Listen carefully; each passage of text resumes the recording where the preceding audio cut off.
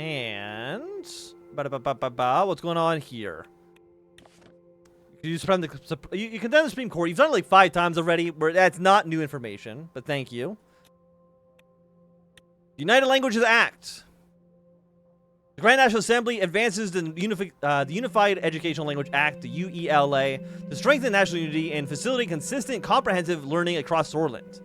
Section 1 of the UELA stipulates that all educational institutions in Sordland are required to conduct their teaching in the country's official language, except in case of foreign language instruction.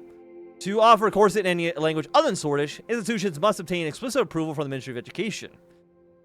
Any universities, technical colleges, or other education institutions found to be non-compliant will face temporary suspension of operations until they apply for and receive the necessary approval. Section 2 of the UELA establishes the enforcement procedures of the Act. Schools found to be in violation of these guidelines may face penalties. Okay, so we're gonna say no. We're gonna veto it because we've already made Blood even angrier. So we're not gonna worry about that right now.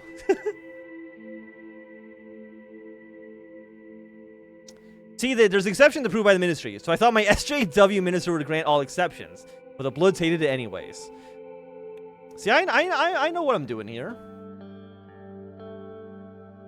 Okay, Levia interrupted me in front of my office and informed me that I had a call from Walter Tusk. I answered and picked up the phone.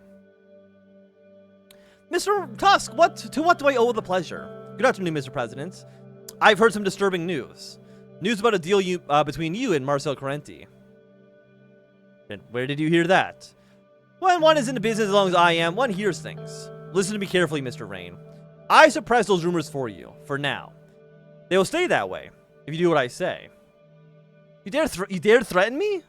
Yes, Mr. President, I do. Let me tell you what I want first, and I'll let you decide. That damn boy, Marcel Carenti, I want him out of the equation. I found some evidence linking him to a Corelli cartel, a powerful crime syndicate. What I want from you is simple. I will feed the information to the officials. I want you to start an investigation into the heart of Sordland. It's all I ask. Not too much to ask. I'm not getting, what's the information about the cartels? I wouldn't tell you if it wasn't the case. Keep my word, President, if you want to keep being one. I don't like Tusk. I ain't doing shit that he says. Okay, what's Rumberg doing? That actually may be important. Rumberg has informed us about an escaped whistleblower headed to Sordland. They have prematurely requested the extradition of any whistleblowers from the Rumberg if they are to be found. Charleston Hailstone, the said whistleblower, is reported to be possessing highly sensitive information about a covert weapons program. Queen Beatrice Livingston's administration has demanded the immediate return of Hailstone, considering his defection as a breach of trust between the two nations. Look, I'm not doing shit that they're saying. Oh God, it's time for the vote. The vote's here, baby. Recent poll conducted by Chief Strategist Gallade has shown that we've landed above the 50% of president approval rating. Administrative performance have been confirmed with okay, I mean, that's good. Having more than 50% approval rating when you got, like, what, 35% of the vote?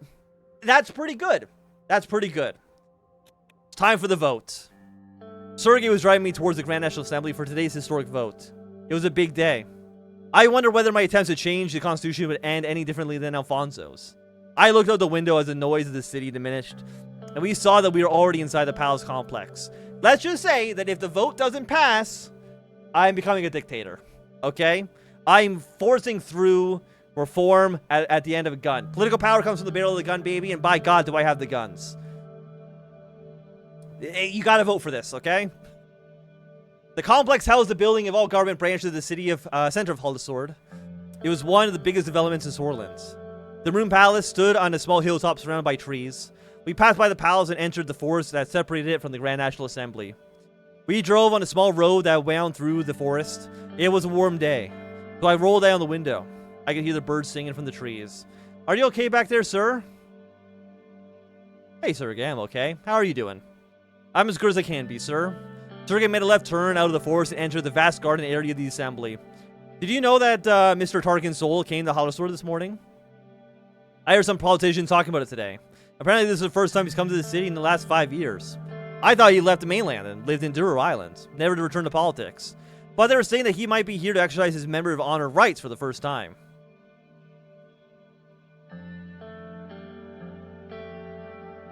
Wait, what? Who's talking about this?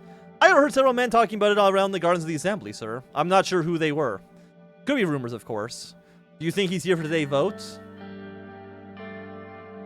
Yeah, I mean, most likely. I don't see why else he would be here. Well, I'm sure he will support you, sir. Don't be an asshole. We'll learn soon enough, Sergey. We'll learn soon enough. Sergey drove inside the gate of the parkway and parked the car. We arrived, sir. Thank you, Sergey. You know, we'll talk later. See you, Sergey. Of course, sir. Good luck with the vote. I walked up the white stone stairs of the Grand National Assembly. The entrance looked like a temple gate from the classical era. We like Sergey. We like Sergey. Did Gloria agree to support you? She did. Gloria Tori said she would support me. The door opened to reveal a vast corridor of wood and white stone. I joined the crowd of people who were walking slowly towards the parliamentary hill. I want there to be like a, you know, when in the New Order in Hoi 4, where they had like the elections and it would go like state by state, like you won Nebraska, and then the opponent won Delaware, whatever. They should have that here where we go seat by seat. I want to see every single seat light up red or green depending on if they're voting for me or not. I want the suspense, okay? The door opened to reveal vast corridors of wood and white stone. I joined the crowd of people who were walking slowly towards the parliamentary hall. Suddenly, I noticed Lucien emerge from the crowd of the packed politicians in front of me. He looked relieved when he saw me. Ah, sir! There you are. Have you seen Vice President Vectrin? He's nowhere to be found. I just arrived here, Lucien. I hope Mr. Vectrin arrives here soon. At any rate, how about yourself? Are you ready for finally face the assembly, sir? I mean, as ready as I've ever been, Lucien. I'll be honest, I'm actually a little nervous in real life. I'm actually, like, personally a little nervous. Okay, I have full confidence in you, Mr. President. We followed the crowd into the parliamentary hall. After we were inside, Lucy and I separated to our assigned seats. I went up to the mezzanine overlooking the hall and sat down. I waited as the MPs took their places inside the hall one by one. Because I remember the first time we played this back in 2020, 5 years ago, I didn't lose the vote, but I did not get past the Supreme Court. So I want to see if we can actually get it done this time around. After a while, I saw Gloria walk to her elevated seat at the center of the hall. Ladies and gentlemen, please take your seats. We will shortly begin today's agenda of the USP's proposed changes to the Constitution of Sordland. And after a short while, everybody's at their seats. According to the current Constitution, constitutional amendments require a 2/3 majority in order to reach Assembly approval. If the vote succeeds, the proposal will be sent to the Supreme Court. The proposal in question includes these points. She starts reading the points to the Assembly. First section of the order changes. Article 57 is modified with the following. She continues reading the proposal, highlighting each section. Section 2, paragraph 36. She went on. May not exercise his right to, and on. They're just the Supreme Court. Most MPs seemed like they were already falling asleep. A simple majority is considered. The sea was already really hurting my back. Section 4, paragraph 44A. Felt like an eternity had passed. Finally, she finished reading the changes. I hereby invite all of you to vote. She struck her gavel down. A loud bang made some MPs jump up in shock as they woke from their deep sleep. You're going to try to tell me that elected legislative assembly members would not read the bill they're about to vote on? That doesn't seem likely. That seems like an impossibility that you would vote on something that you don't even know what you're voting on. What kind of idiot would be elected to government and do that kind of stuff? Nobody. It'd be foolish to even consider it. Okay, 2/3 majority. May not cast your votes. I felt the need to stand up and stretch. I looked down the hall of the platform that I was seated on. Some assembly members immediately walked to the ballot box to cast their votes. Most of them, however, began to congregate in rooms around the hall, discussing the changes. So I can just yell at them? I'll go down to the hall where all the MPs are. I descended from the mezzanine down the hall. As soon as I reached the bottom of the stairs, Kesso Kimner approached me. Mr. President, how are you feeling about the vote? I'm feeling very positive. Even knowing that you don't have our support, how optimistic of you. NFP, are you not? Let me just take a look at this here. You have, you have 40 votes, which, it's not nothing. But we don't need you, okay? I have lost my respect for you, Mr. Rayne. So many problems with Sordland that must be addressed, and yet you still insist on solving us with your democratic reforms? I know you will fail. You will lose the game, and so will your entire administration. I hope to be there when it happens. Keep hoping, Mr. Kribner. He laughed. He abruptly turned away from me and walked towards his seat. Then I saw Lucien waving at me. He was among a group of people in the corner of the hall. I walked up to him. On my way, I bumped into Manswin Leke. Mr. President, I'm sorry I didn't see you there. I wish you good luck on your vote. Today's a big day for you, after all. I need the independents to make it bigger. Do I have this? I don't know if I have Lecce support. I hope I have your support, Mr. Lecce. Most of the independents will be voting yes, Mr. President. Even though we feel it doesn't address the issues we care about the most, still a step in the right direction. But I have to say we were disappointed when we first read the proposal. I'm sorry it disappointed you. I hope that you don't ignore British rights as well, Mr. President. I have got to cast my vote. He shook my hand and walked away. I mean, that's 10 votes right there, baby. That's 10 votes. I finally reached Lucien. He by now deep in conversation with another member of the party. He excused himself and turned towards me. Sir, did you vote yet? We have to be quick. No, let's vote. I saw my vote and prepared the envelope. Together, Lucien and I walked to the center of the hall to cast our votes. He kept brushing me throughout the process. Gloria bowed her head slightly in respect as she saw his vote. Lucien pulled my arm and whispered in my ear. Mr. President, we may have a problem. Tarkin Soll is here. I know. You have to accelerate the voting process. We need everybody to vote as soon as possible. We don't know what he's capable of right now, but if the assembly members see him, he might influence him against the proposal. Should I talk to him? I would advise against that right now. The assembly must focus on the vote. Any confrontation between the two of you could draw their attention away.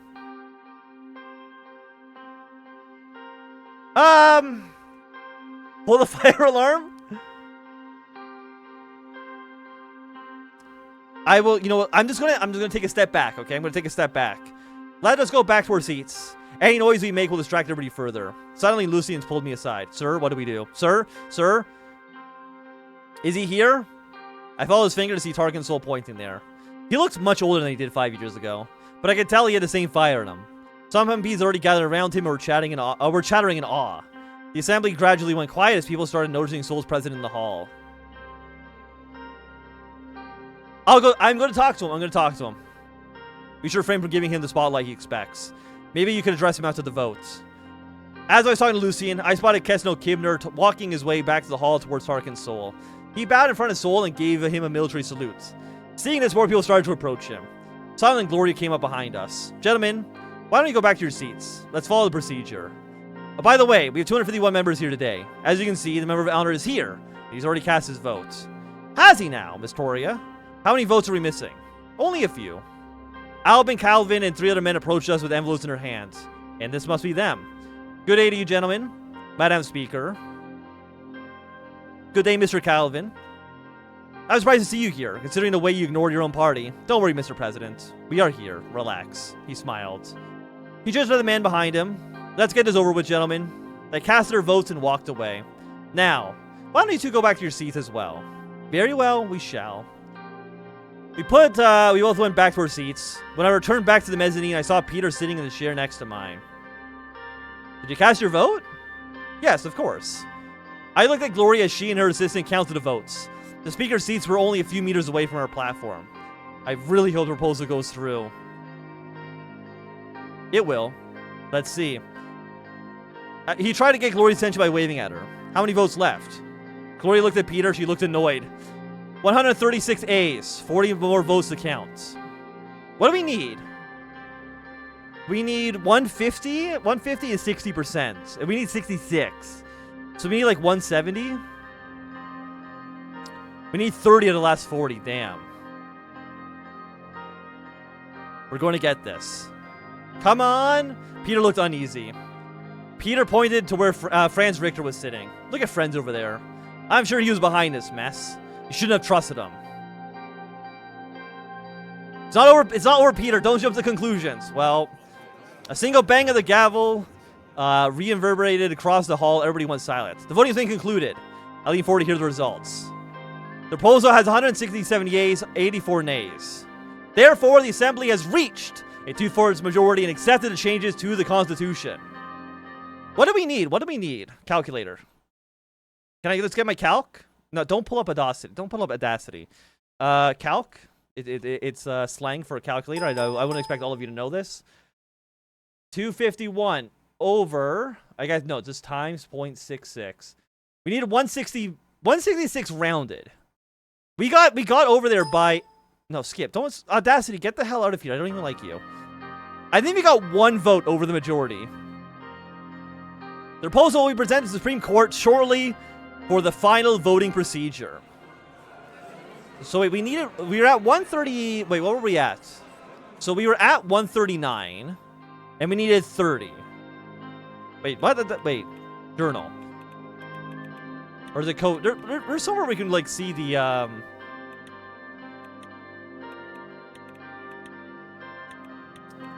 past reports. Okay, now don't worry about it. Don't worry about it. The voting has been concluded. Yes! We did it! This is just the beginning. The MPs kept shouting in the hall. Among them, I heard Franz Richter's voice. I want to congratulate the members of the Assembly and the President for finally passing changes to our dusty old Constitution. And I also want to thank the members of the United Sordland Party for working with our party. I hereby invite the Supreme Court to do the right thing by not ignoring the decision of the Grand National Assembly that was elected by the Swordish people. A loud applause came from the PFJP seats. Suddenly, I noticed Harkin Soll slowly rising from his seat in the back. He seemed to be struggling and used a cane for help. He stood and gazed around the assembly at all the members, and all the members went silent. I'll keep watching. I'm not going to yell out quite yet. He walked out to the exit as two guards held the doors for him. Thank God he didn't do anything. In any case, the proposal was passed by the assembly. We now have to think about the Supreme Court. Okay. Horse Hawker will be a problem. Our best bet is to divide the old guard vote. To divide the old guard votes is Garissi. He is the most corrupt person I've ever known. After I talked to Peter about the vote, we both left the hall to discuss our next steps. Okay, so I'm gonna get, the lobbying paid off. If I did not pay the $2, I probably would have lost. We waited for Sergey by the entrance. We are the world's greatest politician, okay? You've never seen better political maneuvering than me, okay? What's going on in the news? The Grand National Assembly in Sordland on Fridays approved the amendments to the Constitution that was proposed by the USB. I officially announced the approval of the constitutional amendments, said Speaker Gloria Tory, after the proposal was passed in the public session. According to the Tory, 167 lawmakers voted in favor of the amendments, surpassing the 166 threshold by only one vote. One member of the Assembly abstained from voting the session, attended by 251 members of the 250-seat Parliament, including President Rayne and Member of Honor Tarkin Soll. Next week on Friday, the Supreme Court will also vote on the amendments, ultimately deciding if the changes will be implemented or not. In a drive-by shooting. Earlier today, a drive-by shooting happened, causing shops in every city not only millions of Sordland random property damage, but also human lives. The group of armed assaults had been recognized by the Minister of Interior to be a known crime family, the Skinner. Their targets to be of the shops owned from the Cornelli family. The Minister of Interior is yet to announce how she will handle the matter. It will be anticipated that the Cornelli family will soon retaliate, and we hope the people of every city have prepared themselves. Today marked the biggest win for Anton Rayne's term as the Assembly approved his proposal for the reforming of the Swedish Constitution. To surprise President Tarkin Soll, the proceedings shifted the requirement of the number of votes from 166 to a 2/3 majority. Still, President Rayne's new amendments passed with flying colors. It passed by one vote. One vote is not flying colors. The only hurdle now remains Supreme Court. We're hopeful that day 2 will rule in favor of Rayne, so the people of Sordland can finally receive the change that they sorely deserve. Okay. After the successful passing of Anton Rayne's constitutional reforms, Franz Richter had a private meeting with the president to congratulate him on his victory. Aligning with Richter and his party was key to gathering the amount of votes needed for Rayne's proposal to pass, and this meeting shows that the USP and the PFJP remains in cahoots through the remainder of Rayne's term. Count as surprised. In spite of heavy opposition and a special appearance from the old man Tarkin Soll himself, President Rayne actually managed to get his constitutional reforms past the Assembly. We've been advocating for a change to Soll's constitution, Dusty's constitution for years, although it's doubtful that the change Rayne is advocating for are the same that we had in mind.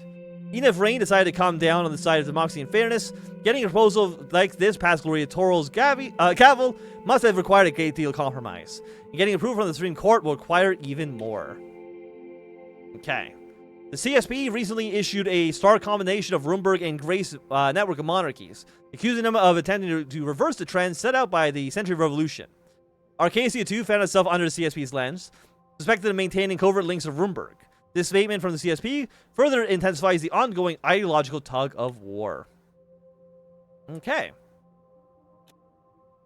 And a meeting on the results of the assembly vote. Lucy and Peter and I convened on a massive balcony in the palace. It was nice to catch a breeze in the increasing summer heat.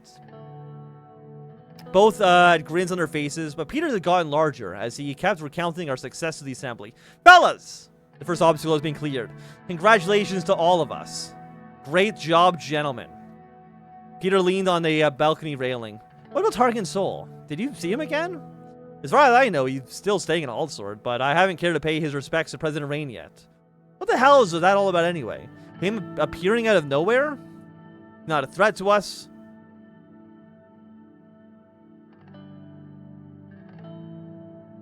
You know what? I'll be like somewhat nice to him right now. He just joined a constitutional vote. I think it's perfectly normal that he would come out for this. I have like, okay, never mind. You're right, sir.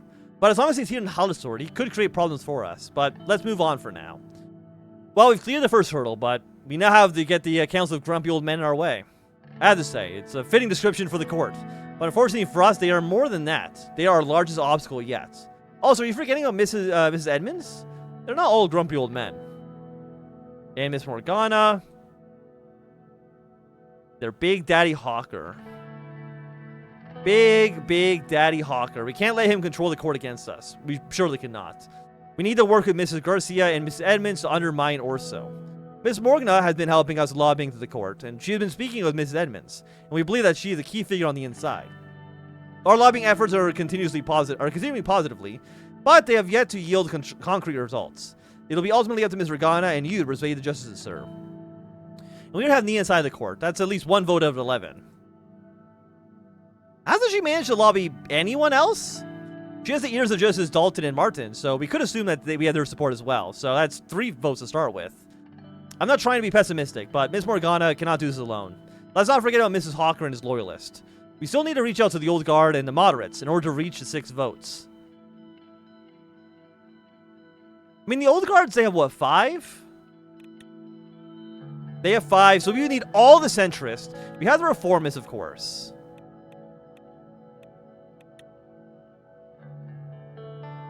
If the Old Guards are against us, how do we even get 6 votes? By convincing all the other justices. Every single one. We cannot get Mrs. Edmonds centrist. Oh, no, if we cannot get Mrs. Edmonds centrist, we'll have no choice but to reach out to the Old Guard. Hey, we won the vote comfortably. We won by 1 vote! That is the least comfortable you could possibly be. There's at least some pressure on the court now. The court still sees us as a threat. They will not be persuaded so easily. Okay. Don't worry. I'll talk to the justices and convince them. I believe in you, sir. You shouldn't, but I appreciate that. In any case, we should start with our best bet. I already asked Nia to arrange a meeting with Mrs. Edmonds. She's willing to speak to you. If she's willing to speak, she's willing to cooperate. I'm sure you'll convince her. Lucien suddenly turned around and pointed at the side of the entrance of the balcony. Look who's coming. It was Franz Richter. He slowly walked up to us with a smile on his face. Afternoon, gentlemen. How are you all doing? Afternoon, Mr. Richter. Busy as always, Mr. Richter. How about you?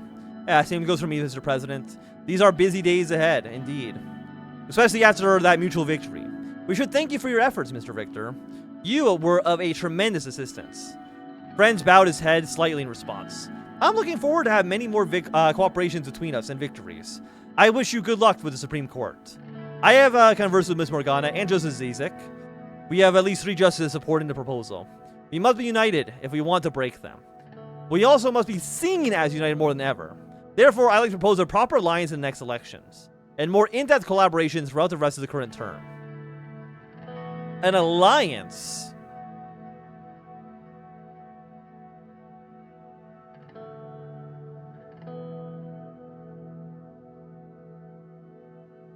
I mean, that's risky.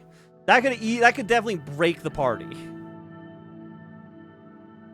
But we had, let's see, it was 86 votes against us.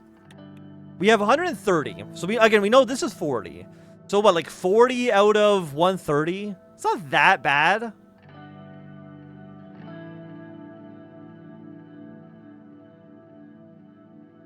It's tricky. It's a tricky choice.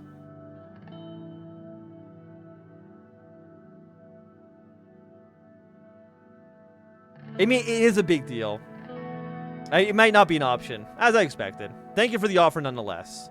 Franz reached down his pocket, fumbled with a handkerchief, and wiped the sweat on his forehead. Anyway, I'll leave the three of you to it. We should catch up soon. I thought I'd get back inside. The sun is getting intense. We walked back to the door and left the balcony. Look at him. He's such a clown. He seriously wanted to alliance with the USP? That's new. He wants to take credit for the new constitution. If it passes, that is. I respect the man, but he's overestimating himself. He has a tendency to play the nice guy when not playing the victim. Lucian looks at his watch. I think it's time to concluding our little meeting, sir. There's a tap on my shoulder. Livia soon joined us on the balcony. Pardon the interruption, gentlemen, but, Mr. President, Dad Whiskey is calling about the upcoming foreign policy meeting. Okay, you know what? Perfect timing. Tell him I'll be right there. I will, sir. She suddenly turned to leave the balcony, then back to us. Congratulations on your victory, Mr. President. Peter? She looked Peter in the eye as she said this, and ignored Lucian altogether. Peter's eyes followed hers as she walked out. Getting pretty hot out here. Okay, you know what? I need a drink. And I can help you with that if you want. After I'm finished with the arrangements, of course. You know what? Of course. Follow me when you're done and we'll go get some nice whiskey. Great. My mouth is already watering. He laughed. All right, gentlemen, I will see you later.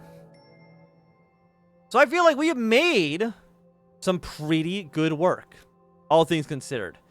Invitation to a movie premiere. Bloomberg whistleblower. So let's read these reports first. In a press statement today, Franz Richter and UPFGP congratulated President Rayne for the successful vote. In his speech, he showed support for the USP's leadership and called for the Supreme Court to vote in favor of the proposal. Okay. A whistleblower from the Bloomberg Security Bureau has escaped to Sordland by crossing the border and turned himself into the authorities of Estord. Agent Charleston Hallstone has been promised to reveal extremely sensitive information about the development of a weapons program. We could give him refuge and risk antagonizing Bloomberg. Fuck Bloomberg! In this chat, we hate Bloomberg. Grant that guy asylum. And with that asylum, I think it's going to be a good time for us to end off for today. 9 p.m. 2 hours of streaming. I feel like that's pretty good. So thanks, everybody.